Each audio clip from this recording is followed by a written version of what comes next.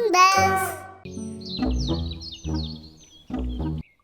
આવી ગયા સરકારી ઘર લેવા. અમે ગરીબ છીએ કાલુભાઈ. બસ બાળકો માટે એક છત જોઈએ છે. દર વખતે અમારા બાળકો વરસાદમાં પલળીને બીમાર પડી જાય છે. અમારા પર દયા કરો. ઘર જોઈએ છે તો લાંચ આપો. 1 મુઠ્ઠી બાજરીની લાંચ અને 2 મોટી ઇલાયચી, તો જ કંઈક થઈ શકશે. વરસાદ આવવાની તૈયારીમાં જ હતો.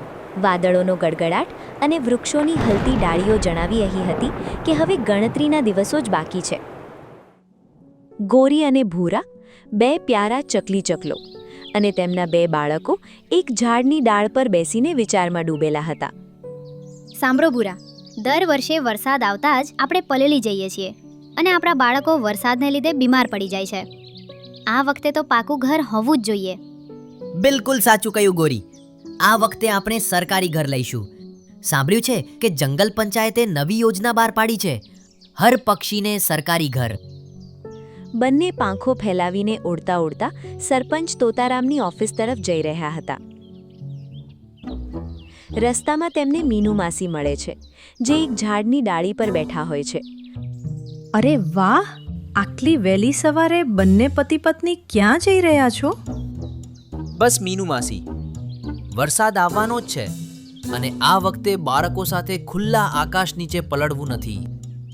વિચાર્યું છે કે સરપંચ તોતારામને મળીને સરકારી મારા માટે અરજી કરી દઈએ. અચ્છા, મતલબ સરકારી ઘરનું સપનું જોઈ રહ્યા છો?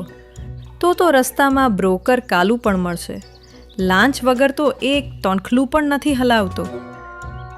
ખબર છે મીનુ માસી, પર કોશિશ તો કરવી જ પડશે. દર વર્ષે બાળકો વરસાદમાં બીમાર પડી જાય છે. ઓછામાં ઓછું બાળકો માટે એક પાકું ઘર તો હોવું જ જોઈએ. આ વખતે જુગાડ નહીં, હક જોઈએ. ચાલો ભૂરા, મોડું થાય છે. ભૂરા અને ગોરી ફરી ઉડવા લાગે છે અને મીનુ માસી તેમને જતા જોઈને વિચારે છે, કાશ બ્રોકર કાલુ ન હોત તો આજે એનું પણ એક સુંદર ઘર હોત અને વરસાદની મોસમમાં તેને દર વર્ષે આમ ભીંજાવું ન પડત. ભૂરા અને ગોરી ઉડતા ઉડતા સરપંચ તોતારામની ઓફિસ પહોંચ્યા, જે એક જૂના વડના ઝાડ નીચે હતી. સરપંચજી નમસ્તે. અમે પણ એક સરકારી ઘર માટે અરજી આપવા માંગીએ છીએ. વરસાદ આવવાનો છે અને અમારી પાસે રહેવા માટે ઘર નથી. દર વર્ષે વરસાદમાં અમે બધું ગુમાવી દઈએ છીએ. અમને પણ સરકારી આવાસ યોજના હેઠળ ઘર આપવામાં આવે. જુઓ, યોજના તો બધા માટે છે, પણ રસ્તો આસાન નથી. પહેલા બ્રોકર કાલુને મળો. એ જ બધા ફોર્મ ભરાવે છે અને કામ કરાવે છે. અરે, આ સરકારી યોજના છે કે લાંચ લેવાની યોજના? સરકારી યોજનાનો લાભ લેવા માટે પહેલા કાગળની પ્રક્રિયા પૂરી કરવી જરૂરી છે. કાગળની કાર્યવાહી વગર કોઈ યોજનાનો લાભ ન મળી શકે. એના માટે તમારે બ્રોકર કાલુને મળવું જ પડશે. તોતારામની વાત સાંભળી મજબૂર થઈને ભૂરા અને ગોરી બ્રોકર કાલુની ઓફિસ પહોંચ્યા. બહાર એક જૂનું બોર્ડ લટકતું હતું, જેના પર મોટા અક્ષરે લખ્યું હતું, કાલુ હાઉસિંગ સર્વિસ, સરકાર સાથે સીધો સંપર્ક, થોડી સેવા ફી સાથે. આવી ગયા સરકારી ઘર લેવા. અમે ગરીબ છીએ કાલુભાઈ. બસ બાળકો માટે એક છત જોઈએ છે. દર વખતે અમારા બાળકો વરસાદમાં પલળીને બીમાર પડી જાય છે. અમારા પર દયા કરો. ઘર જોઈએ છે તો લાંચ આપો. 1 મુઠ્ઠી બાજરીની લાંચ અને 2 મોટી ઇલાયચી, તો જ કંઈક થઈ શકશે. આટલી બધી લાંચ આપવી આપણા ગજાબારની વાત છે. આ તો સીધી લૂંટ છે. તો પછી પલળતા રહો વરસાદમાં. અહીં તો બધું આમ જ ચાલે છે. સરકારી કામમાં લાંચ વગર કંઈ થતું નથી, સમજ્યા? ચાલો અહીંથી. કાલુભાઈને આપવા માટે આપણી પાસે કંઈ જ નથી.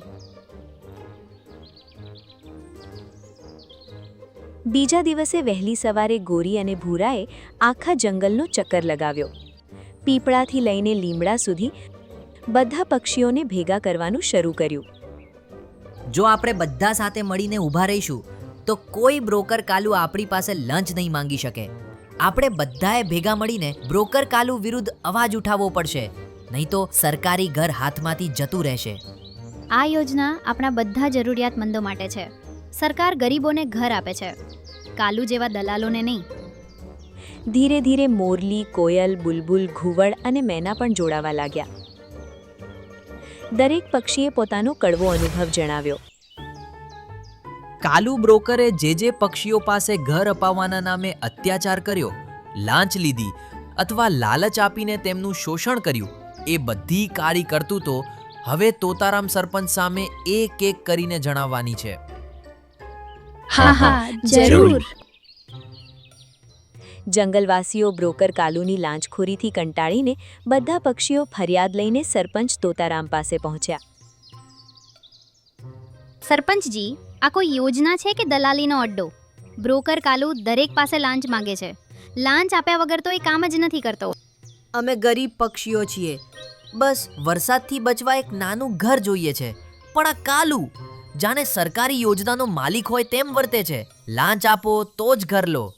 બ્રોકર નહીં, જાણે જંગલનો બાદશાહ બની બેઠો છે. સરપંચ તોતારામ બધાની વાતો ખૂબ ધ્યાનથી સાંભળી રહ્યા હતા. ત્યારે કોયલ અને મોરલીએ પણ પોતાની આપવીતી જણાવી. કાલુએ લાંચના બદલામાં મને ગીત ગાવા કહ્યું. કોયલ, કયું ગીત? કોયલ સી મેરી બોલી. કોયલની વાત સાંભળીને ત્યાં હાજર બધા પક્ષીઓ હસી પડ્યા. ત્યાર પછી તેના પછી કોલા વેરી ડી. હવે તમે જ કહો સરપંચજી, આ તો તમિલ ગીત છે. શું અહીં કોઈ ગાયન સ્પર્ધા ચાલી રહી છે? જે મનમાં આવે તે ગાવા કહેશે. મોરલી, તું જણાવ, તારી સાથે શું થયું? મારી પાસે ખૂબ ડાન્સ કરાવ્યો. એટલો ડાન્સ કરાવ્યો કે ડાન્સ કરતા કરતા મારી કમરમાં મચકોડ આવી ગઈ. તોય એને શાંતિ ન થઈ. એને મને મૂન વોક કરવા કહ્યું. હવે તમે જ કહો સરપંચજી, હું માઇકલ જેક્સન થોડી છું જે મૂન વોક કરી લઈશ. આ તો સીધો અત્યાચાર છે. શું તેણે એવું કહ્યું? આ તો પૂરેપૂરો અત્યાચાર છે. હા સરપંચજી, તેણે એવું જ કહ્યું. ત્યારે તે ભીડમાંથી એક વૃદ્ધ ઘુવડથી રહેવાયું નહીં અને તે બોલી ઉઠ્યો. સરકારી યોજનાઓ કાગળોમાં નહીં, જમીની હકીકતમાં દેખાવી જોઈએ. નહીં તો આવનારી પેઢીઓ ભરોસો ખોઈ બેસશે. સરપંચજી, ઠીક છે, કાલે પંચાયતની ખુલ્લી બેઠક થશે. કાલુને પણ બોલાવવામાં આવશે. હવે ફેંસલો જનતાની અદાલતમાં થશે. હવે તમે બધા પોતપોતાના ઘરે જાઓ. સભા પૂરી થઈ અને બધા પશુ પક્ષીઓ પોતપોતાના ઘરે ગયા. હું તો સમજ્યો હતો કે આ બ્રોકર કાલુ મામૂલી ફી લઈને લોકોની સેવા કરતો હશે, પણ આ તો જંગલવાસીઓ પર અત્યાચાર કરી રહ્યો છે. બીજી સવારે પંચાયતના મેદાનમાં ચારેય બાજુથી પક્ષીઓ જમા થવા લાગ્યા. કોયલ, કબૂતર, મેના, ચકલી, ઘુવડ, મોર, ગોરી અને ભૂરા બધાની આંખોમાં એક જ સવાલ હતો કે શું આજે કાલુ બ્રોકરને તેના કર્મોની સજા મળશે? કાલુ, તારા વિશે ઘણા પક્ષીઓએ ફરિયાદ કરી છે. તે સરકારી ઘર અપાવવાના નામે લાંચ લીધી અને ગરીબોને તેમનો હક ન મળ્યો. શું તારે આ બાબતે કંઈ કહેવું છે? ભીડમાં ચોર છે, લાંચખોર છેના અવાજો ઉઠવા લાગ્યા. સરપંચજી, મેં તો ફક્ત સેવા ફી લીધી હતી, બધાની મદદ જ કરી હતી. મારા વગર કોઈ કામ થતું પણ નથી. જૂઠું બોલે છે. ચોર છે આ. લાંચખોર છે આ. શાંતિ. જુઓ, હું સમજુ છું કે તમે બધા લાંબા સમયથી રાહ જોઈ રહ્યા છો. તમારા દિલમાં કાલુ માટે ગુસ્સો પણ છે. પણ જો આપણે શાંતિથી કામ લઈશું તો આપણા બધાનું સપનું જલ્દી પૂરું થશે. હવે વધુ નહીં સહીએ કાલુની લાંચખોરી. અમે ઈચ્છીએ છીએ કે તેને સરકારી યોજનામાંથી પૂરેપૂરી રીતે હટાવી દેવામાં આવે અને આ જંગલમાંથી બહાર કાઢી મૂકવામાં આવે. હા, સાચું કહ્યું. કાઢો આ લાંચખોરને અહીંથી. અમે નિર્ણય લીધો છે કે કાલુને વચેટિયાની જવાબદારીમાંથી તાત્કાલિક હટાવવામાં આવે છે. તે હવે કોઈ પણ સરકારી યોજનામાં ભાગ નહીં લઈ શકે અને તેણે આ જંગલ તરત જ છોડવું પડશે. સરપંચજી, શું મને મારી સફાઈમાં કંઈ કહેવાની તક નહીં મળે? મારાથી જે પણ થયું એ લાલચમાં આવીને થયું. શું એક છેલ્લી તક ન મળી શકે? હું સુધરવા માંગુ છું. સરપંચે પોતાનો કડક નિર્ણય સંભળાવ્યો. તારી ભલાઈ એમાં જ છે કે જેટલી જલ્દી બને તેટલી જલ્દી આ જંગલ છોડીને ચાલ્યો જા. હવે તારું અહીં રહેવું ઠીક નથી. તમે લોકોએ મારી સાથે ઠીક નથી કર્યું. જે અપમાન તમે બધાએ આજે મારું કર્યું છે એ હું ક્યારે નહીં ભૂલું. આ અપમાનનો બદલો એક પાસેથી લઈને રહીશ. કાલુ શરમથી માથું ઝુકાવીને ઊભો હતો, પણ અંતમાં તે અપમાનનો બદલો લેવાની વાત કહીને પોતાની કાળી પાંખો ફફડાવીને આકાશમાં ઉડી ગયો. સરપંચ તોતારામે જંગલની સભામાં બધા પક્ષીઓની સમસ્યા સાંભળ્યા પછી કહ્યું, હું સરપંચ તોતારામ જંગલ પંચાયત વતી મિસ્ત્રી કઠ ફોડવાને આદેશ આપું છું કે તે આવતા 7 દિવસમાં બધા પક્ષીઓ માટે મજબૂત અને સુરક્ષિત ઘર બનાવે. કોઈ પણ પક્ષી હવે 2 ઘર રહેશે નહીં. કઠફોડવો એક મહેનતુ અને પ્રમાણિક સુથાર હતો. સરપંચજી, મને આ જવાબદારી સોંપવા બદલ આભાર. હું પૂરા દિલથી કામ કરીશ અને સમયસર દરેક પક્ષીનું ઘર તૈયાર કરીશ. આ સાંભળીને ગોરી અને ભૂરો અંદર અંદર વાતો કરવા લાગ્યા. હવે આપણા બાળકોના માથે પણ છત હશે. હવે વરસાદમાં આપણા બાળકો પલ્લીને બીમાર નહીં પડે. આપણે ઘણું કષ્ટ સહન કર્યું છે. હવે અમે પણ શાંતિથી ઊંઘી શકીશું, કોઈ પણ લાંચ કે ડર વગર. સભામાં ખુશીની લહેર દોડી ગઈ. બધા પક્ષીઓ જોર જોરથી કલરવ કરવા લાગ્યા. સરપંચ તોતારામ જિંદાબાદ! સરપંચ તોતારામ જિંદાબાદ! સરપંચ તોતારામ જિંદાબાદ! સરપંચ તોતારામ જિંદાબાદ! કઠફોડવા મિસ્ત્રીનો વિજય હો! પછી બધા પક્ષીઓએ તોતારામ સરપંચનો આભાર માન્યો અને ખુશી ખુશી પોતાના ઝાડ પર પાછા ફર્યા. 7 દિવસમાં બધા પક્ષીઓને ઘર મળી ગયું અને બધા આનંદથી રહેવા લાગ્યા. વાહ, કેટલી મજા આવી રહી છે આપણા નવા ઘરમાં રહીને વરસાદનો આનંદ માણવામાં. હા, તે બિલકુલ સાચું કહ્યું. હવે વરસાદની ઋતુમાં આપણા બાળકો બીમાર નહીં પડે. આપણા બાળકો પણ આ નવા ઘરથી કેટલા ખુશ છે. જંગલ આપણું ઘર છે. ડ્રીમલેન્ડ જંગલ તેની સુંદરતાને કારણે આખા રાજ્યમાં જાણીતું હતું. અહીંયાનું વાતાવરણ એટલું હર્યુંભર્યું અને સુંદર હતું કે કોઈ પણ જાનવર કે પક્ષી અહીં આવતું તો અહીંયાનું જ થઈને રહી જતું. એક સાંજે જાનવરો તળાવની પાછળની બાજુ રમી રહ્યા હતા. મિત્રો, તમને ખબર છે બાજુના જંગલમાં શું થયું છે? ત્યાંની જમીન પર સરકારે કટાઈ શરૂ કરી નાખી છે. ત્યાંનું અડધું જંગલ ખતમ થઈ ગયું છે. અડધું જંગલ ખતમ થઈ ગયું? આ તો બહુ દુઃખની વાત છે. ક્યાંક એવું તો નથી કે જંગલને ખતમ કર્યા પછી તે લોકો આપણા જંગલને પણ ખતમ કરે? ના ના, ત્યાંના પ્રાણીઓએ તો જંગલનો કચરો બનાવીને રાખ્યો હતો. સરકારે જોયું કે તે જંગલમાં બહુ જ બધી બીમારીઓ થઈ રહી છે તો તેને કપાવવાનું કામ શરૂ કરાવી દીધું. આપણું જંગલ તો ખૂબ સુંદર છે, તેને કાપવાનું કોઈ ક્યારે વિચારી પણ ના શકે. એવામાં એક પાણીવાળો ફુગ્ગો ઝાડ પર પડ્યો. તેની અંદરથી રંગ નીકળીને ઝાડના થડ પર ફેલાઈ ગયો. અરે, આ શું વસ્તુ છે? જરા જોઉં તો ખરા.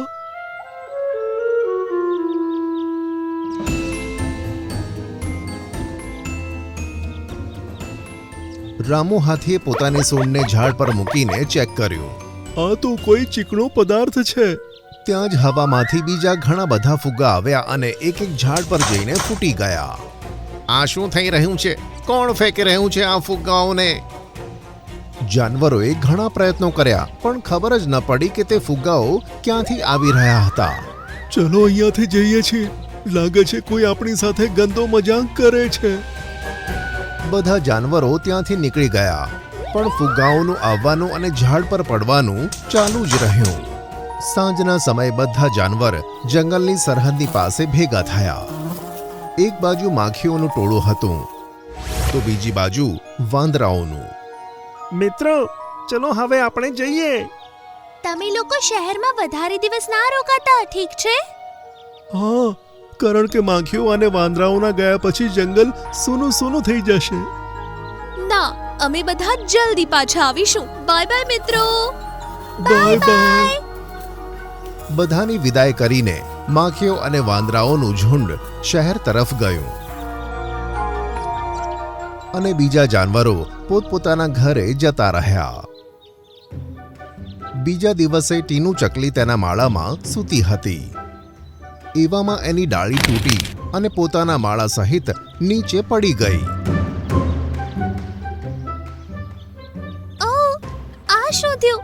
મારી ડાળખી કેવી રીતે તૂટી ગઈ? તેણે ઝાડ પર જોયું કે ત્યાં લીલું લીલું કંઈક લાગેલું છે. અરે, આ ઝાડ પર લીલો રંગ કેમ લાગ્યો છે? તેણે બીજા ઝાડો પર જોયું તો એ ઝાડો પર ગંદો કંઈક લીલા રંગનો કલર લાગેલો હતો.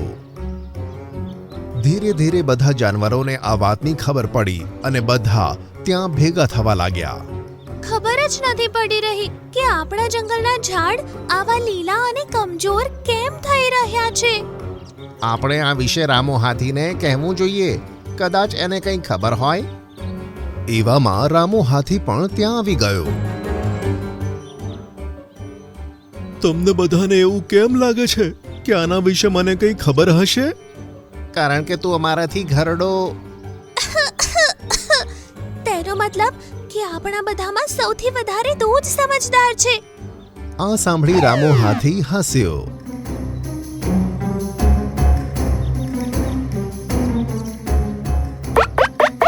અને તેની સૂંઢને ઝાડ પર ફેરવી.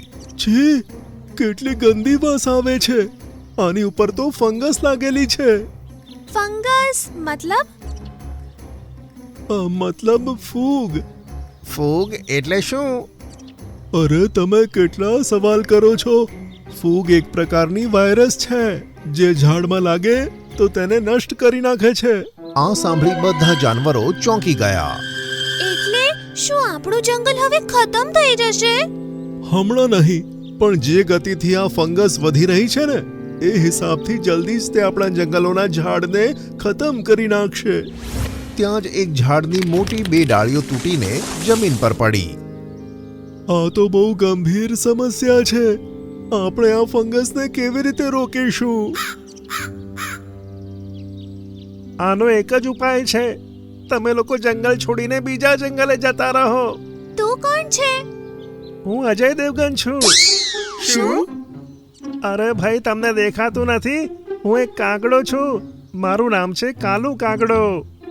અમારા જંગલમાં કેમ આવ્યો છે? હું તો અહીંયાથી જતો હતો, ત્યાં નાકને સડાવી દે તેવી દુર્ગંધ આવવા લાગી. મેં વિચાર્યું કે જાનવરો દારૂ નથી પી શકતા. જોઉં કે આ વાસ ક્યાંથી આવી રહી છે, એટલે હું નીચે આવી ગયો. તો તું અમને ક્યાં શિફ્ટ કરવાની વાત કરે છે? હું તમને એક ગુફા બતાવું છું. એ ગુફામાં જાઓ અને અંદર ચાલતા જ રહેજો. પછી તે ગુફાનું મોઢું બ્લુ લેન્ડ જંગલમાં જઈને ખુલશે. ત્યાં તમે લોકો આરામથી રહી શકો છો. મને આ નિર્ણય ઠીક નથી લાગી રહ્યો. ટીનુ, આપણું જંગલ હવે પહેલા જેવું નથી રહ્યું. આપણે જવું પડશે. એવામાં એક બીજું ઝાડ પડી ગયું. જોઈ લો, કાલ સુધી તો આ બધા ઝાડ પડી જવાના છે. પછી આપણે શું કરીશું? બધા જાનવરો જંગલ છોડવા તૈયાર થઈ ગયા. તો ટીનુ ચકલીએ પણ હાર માની લીધી. ચલો, બધા મારી સાથે આવો. કાળુ કાગડો બધાને એક ગુફાએ લઈ ગયો અને બોલ્યો કે આ ગુફાની અંદર જતા રહો, પણ રોકાતા નહીં. સવાર સુધી તો તમે બ્લુ લેન્ડ જંગલે પહોંચી જશો. બધા જાનવરો આગળ વધ્યા અને કાગડો રહસ્યમય રીતે હસવા લાગ્યો. બધા જાનવરો ઘણો સમય ચાલતા રહ્યા, પણ તેમને કશું જ દેખાયું નહીં. મને નથી લાગતું કે તે કાલુ કાગડો સાચું બોલે છે. ટીનુ, ત્યાં જવાનો કોઈ ફાયદો નથી. આપણે જોયું ને કે જંગલ કેવી રીતે ખતમ થઈ રહ્યું છે. હા, થઈ રહ્યું છે, પણ તે જંગલ અમારું ઘર છે અને પોતાના ઘરને છોડીને કોઈ ક્યાંય ના જાય. આમ કહી ટીનુ ચકલી ઉડી ગઈ. આ બાજુ કાળુ કાગડો જંગલમાં એકલો હતો. એવામાં એક ગાડી તેની પાસે આવી અને રોકાઈ ગઈ અને તેમાંથી એક શિકારી બહાર આવ્યો. ઉસ્તાદ, મેં મારું કામ કરી દીધું. બધા જાનવર ગુફાની અંદર છે અને આ જંગલ પણ આવતીકાલ સુધી ખતમ થઈ જશે. વાહ, ખૂબ સરસ. હવે હું બંદૂક લઈને ત્યાં જઈશ અને બધા જાનવરોને મારી નાખીશ. અને પછી આ જંગલ મારું હશે. એવામાં ટીનું ચકલી ત્યાં આવી ગઈ. તો મારી શંકા સાચી હતી. તે જ અમારા જંગલને ખતમ કરવાનું કાવતરું ઘડ્યું. હે ને કાલુ કાગડા? હા, આ મારા ઉસ્તાદ છે. તેમણે જ ફુગ્ગાની અંદર ઝેરીલી દવા ભેળવીને આ જંગલના ઝાડ ઉપર નાખી હતી, જેનાથી તારું જંગલ નષ્ટ થવાનું શરૂ થઈ ગયું. આ તે જરાય સાચું નથી કર્યું. હવે તારા ગુસ્સા થવાથી કશું થવાનું નથી. તું ભાગી જા, એમાં જ તારી ભલાઈ છે. તને લાગે છે હું એકલી છું? આટલું કહેતા જ બધા સંતાયેલા જાનવર એકદમ સામે આવી ગયા. અરે, આ બધા પાછા કેવી રીતે આવ્યા? અમે એટલા માટે પાછા આવ્યા છીએ કે આ જંગલ અમારું છે. વાહ, થઈ ગઈ ડાયલોગબાજી. પણ મારી પાસે બંદૂક છે. તમે પોતે નહીં બચો કે નહીં પોતાના જંગલને બચાવી શકો. શિકારીએ બંદૂક નીકાળી અને ચલાવવાનો જ હતો એવામાં એક વાંદરાએ તેની પાસેથી બંદૂક છીનવી લીધી. અરે, આ ક્યાંથી આવી ગયો? એને પાછળ વળીને જોયું તો વાંદરાઓનું એક ટોળું ત્યાં આવી ગયું હતું. તમે પાછા કેવી રીતે આવ્યા? ટીનું ચકલી અમને બોલાવીને લાવી છે. હવે જોજે, જે અમારા ઘરને નુકસાન પહોંચાડે છે ને, એનો અમે શું હાલ કરીએ છીએ. માખીઓ! એવામાં માખી અને મધમાખીઓનું એક ટોળું ત્યાં આવી ગયું. હવે આ માખીઓ ક્યાંથી આવી ગઈ? ભાગો! એવામાં બધી મધમાખીઓ શિકારીને ચોંટી ગઈ.